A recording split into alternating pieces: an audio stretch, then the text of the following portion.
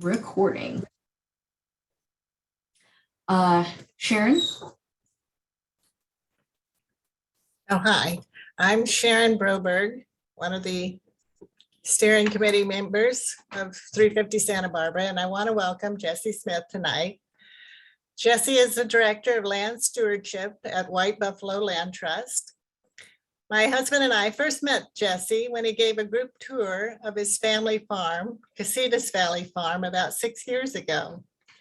Shortly after that, Jesse and his wife, Anna, transitioned to White Buffalo Land Trust's first property, 12 acres in Summerlin, helping to transform an avocado orchard into a multi-dimensional ecosystem demonstration farm. This evening, we'll learn about White Buffalo's new project, the 1,000-acre Jalama Canyon Ranch.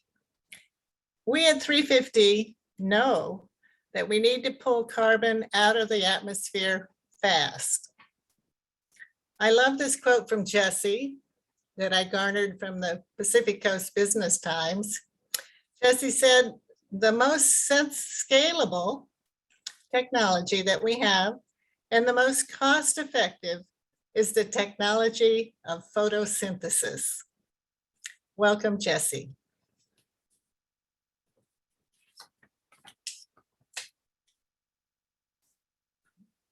He's muted.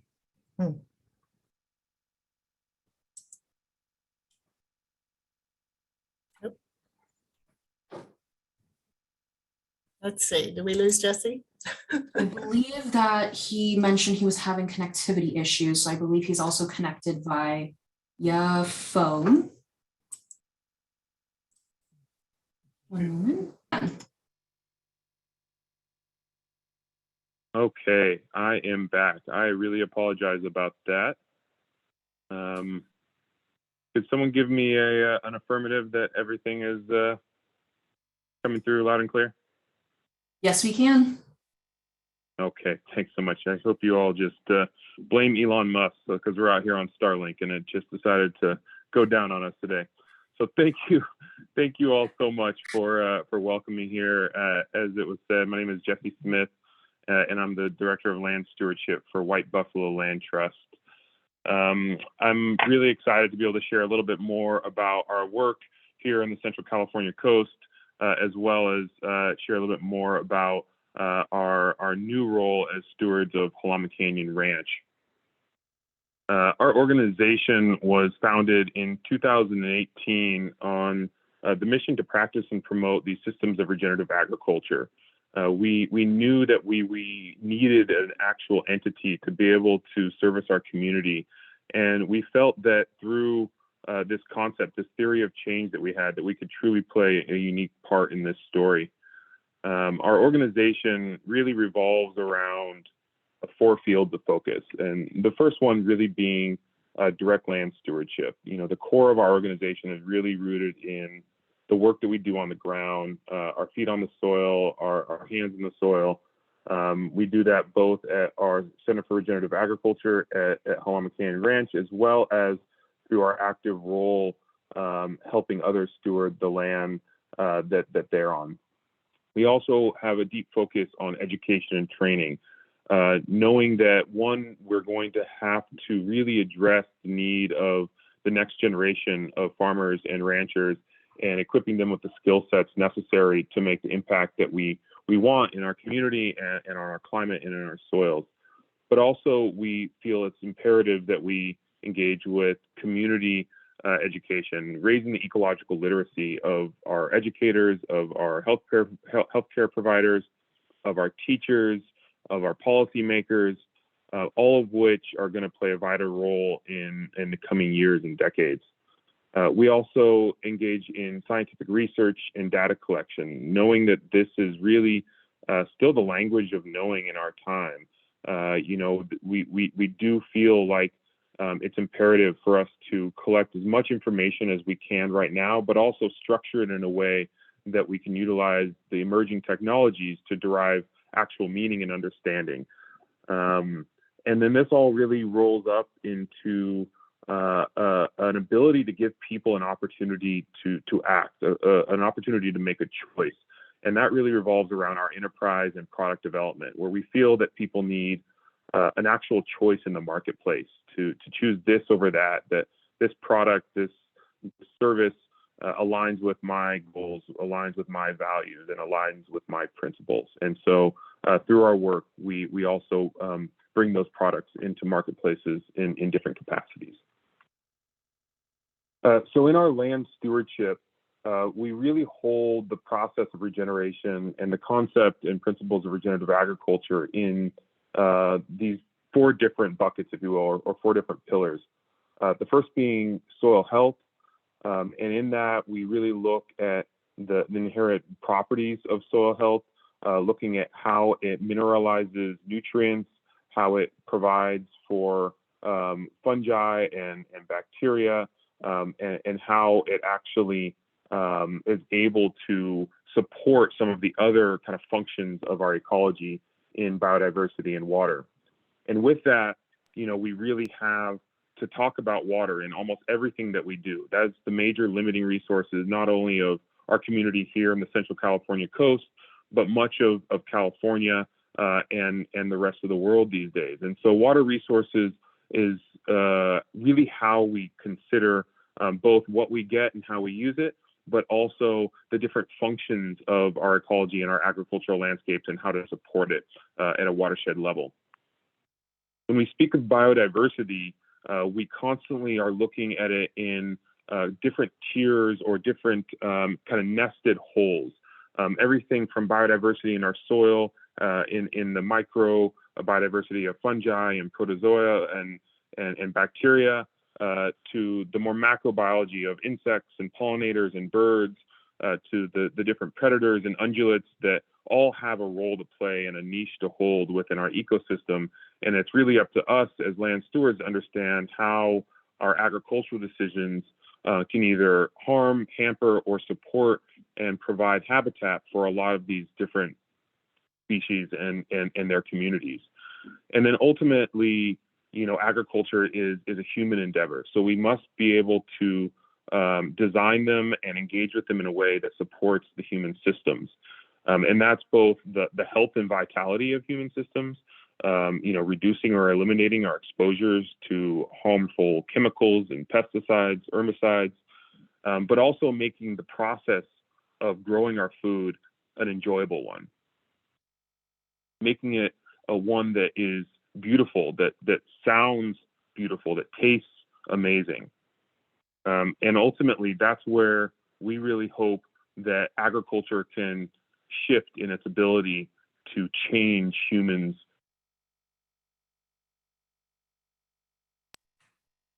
Oops, I think that you ended up being muted. Let's see here.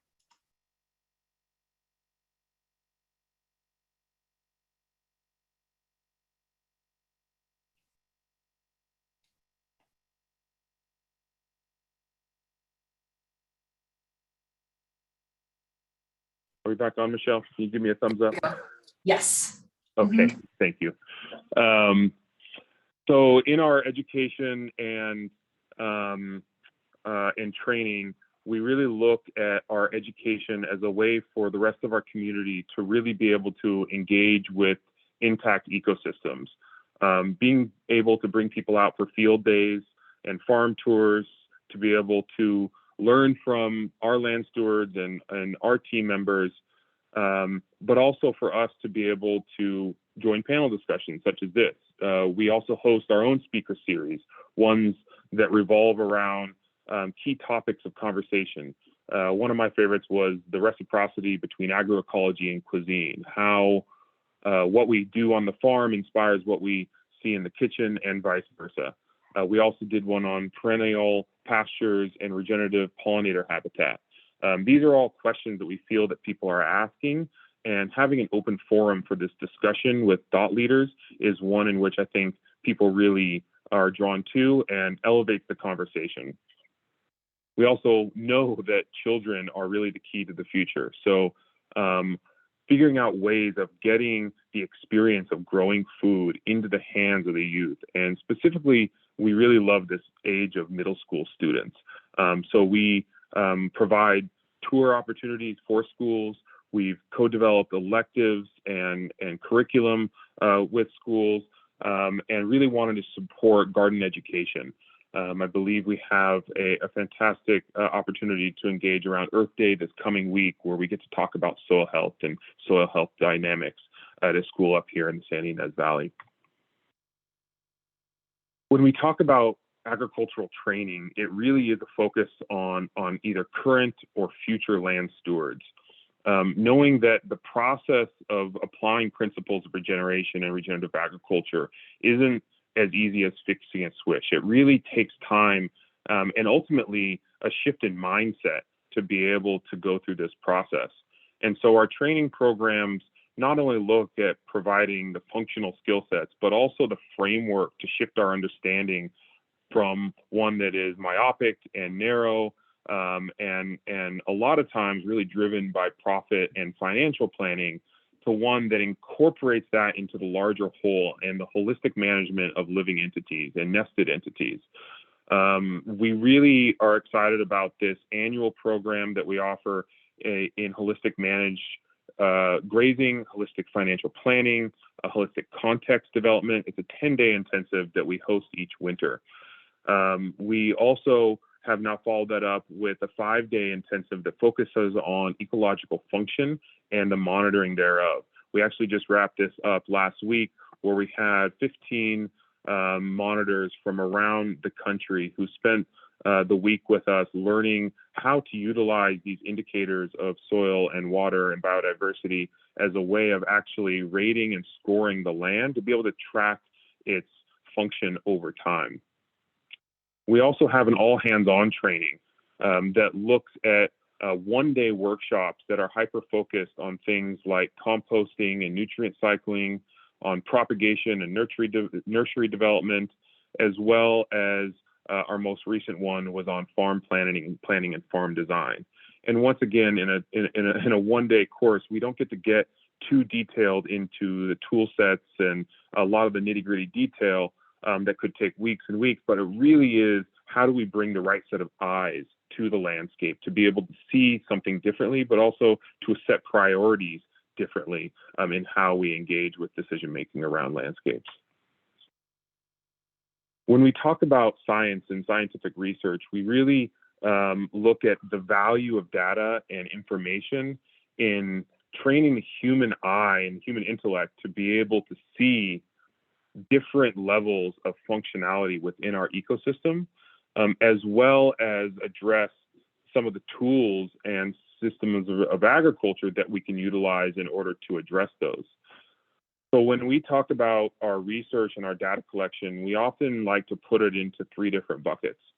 We talk about data collection in service of agricultural management. What information do we actually need to make our next decision even better? And a lot of this data comes in the form of annual monitoring, monthly monitoring, and sometimes even daily data collection. We must adapt and shift as we go. But then there's data collection to support storytelling. And sometimes that can be in the form of a certification or a verification mark. An organic seal tells a certain story. It's a certain story that your customer wants to believe, that there's bees and butterflies and healthy soils on your landscape. And sometimes that's true and sometimes that's not. But ultimately, the data that backs that up needs to be collected and conveyed in some capacity.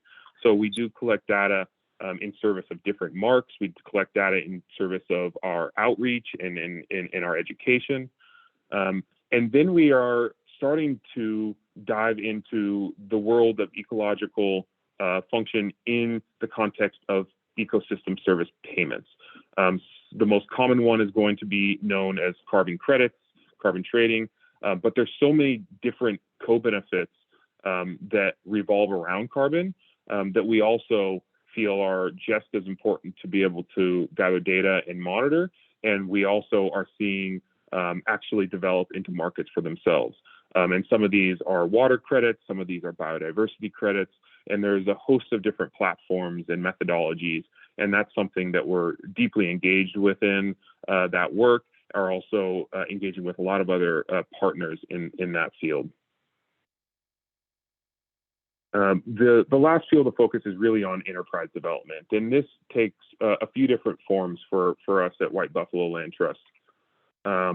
The core of it, though, comes back to where is there a crop that is meeting a specific ecological need in the landscape. So we always start by trying to better understand what is needing to be regenerated within a landscape, and that's both the kind of geophysical kind of landscape of soil and plants and animals, but also the landscape of our community. What is it that our community is actually wanting? Our first product under our food brand, Figure 8 Foods, was a naturally fermented persimmon vinegar, and this was really driven by the fact that although persimmons are not a native crop, they are very well adapted to our climate and require very low water inputs as well as nutrient inputs. And so you have a crop that can be dry farmed here. Most are supplementally irrigated, produce bountiful, nutritious food that can go through a fermentation process that actually enhances a lot of the bioavailability of their nutrients and can stay out of the cold chain. And that was a big key for us, was finding ways of creating products to bring to market that didn't have kind of a continual reliance upon some of the major polluters in our food system, which is transportation and refrigeration and so on and so forth. So the persimmon vinegar was our first flagship project and product, but it then evolved into a grass-fed, grass-finished beef biltong, which is also naturally cured with salt and vinegar, our persimmon vinegar, and is sourced from ranches that have the monitoring to actually show that their land is regenerating, as well as their production is actually sequestering more carbon than the actual production of their meat. So our main seal that talks about that is called Land to Market. And it's backed by what is called EOV, which is the Ecological Outcome Verification Standard, which really is that underlying science that shows that land is being regenerated to back the products that are coming out of it. And as we develop new projects and new products, we also want to look at native crops, native perennial crops that can be brought forward to really show that a place-based approach to agriculture comes with a unique essence of place. I often use the reference of the herbs de Provence that is so quintessentially of that place.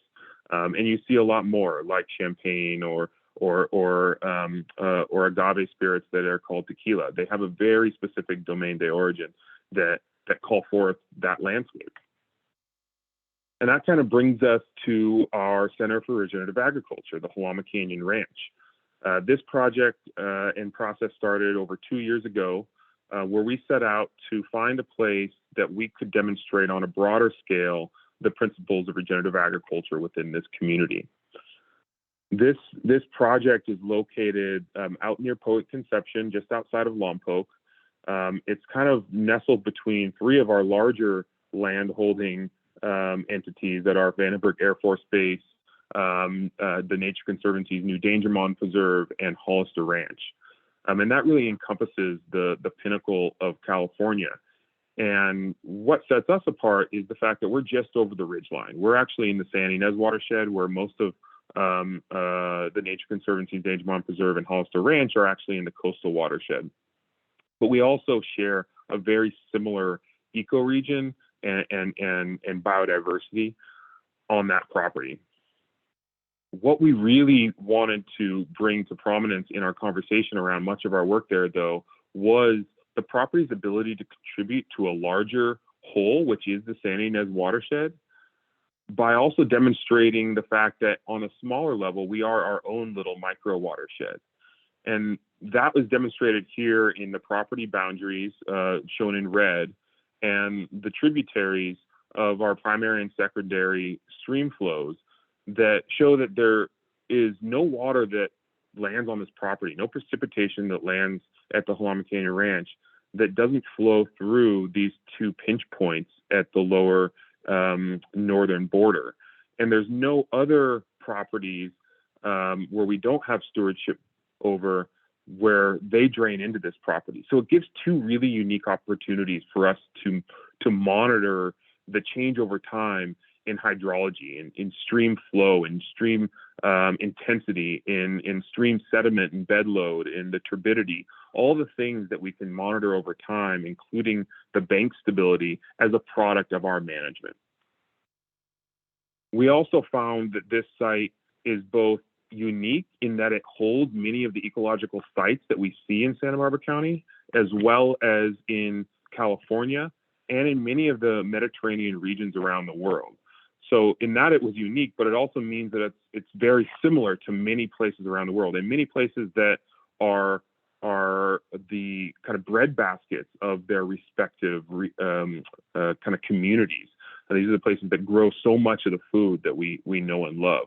And so that's really broken into these annual rangelands, these grasslands, where many of them are managed with livestock, these riparian corridors where our water moves through the landscape, oak woodlands. The keystone species of Mediterranean ecosystems are these massive oak trees, oak stands, oak woodlands, oak savannas, the sagebrush, and we're kind of in a coastal sagebrush, but we also have chaparral on the property.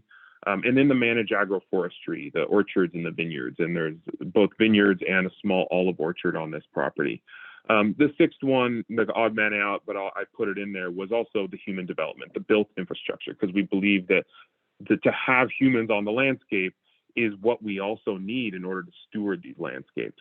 And so how these all both are managed by themselves, but also how they interact with each other is a big line of questioning and inquiry that we're engaged with now through the lens of agriculture. So through the process of designing how we were going to engage with this landscape, it ultimately lasted about 2 years. And this was during the capital campaign that was launched in early 2020. Fantastic time to launch a capital campaign, the first week of COVID lockdown. But it gave us time to really develop both the financial enterprise models as well as a deeper understanding of what we can anticipate being able to apply within these different ecological sites. So looking through the lens of appropriate livestock, both species as well as herd size, as well as patterning and movement on the landscape, looking at climate appropriate crops such as agave, things that could both be grown for a high value crop on the limited amount of water resources, on some of the rougher terrain that we see in our landscapes, especially high in the watershed. So agave is one that we're really, really interested in looking at. Persimmons, as I mentioned before, more of an orchard fruit crop that is very drought tolerant, very pest resilient. But also looking at things like elderberry to be able to stabilize our banks, to provide habitat for native wildlife, but also something that has a global market need as we see elderberry prices, commodity elderberry prices skyrocketing over the last few years.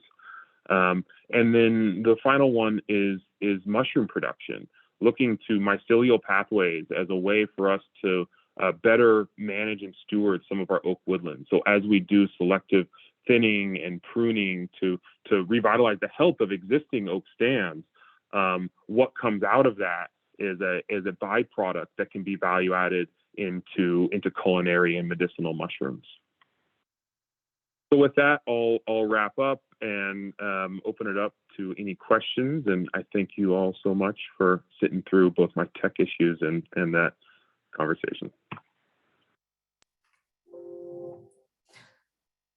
Thank you so much, Jesse. That was incredibly well said. And there's just a, I think you and White Buffalo Land Trust just showed yourselves to be incredibly like a wealth of knowledge and something that we should definitely tap into right now with our Q&A. So if I may, I'd like to stop recording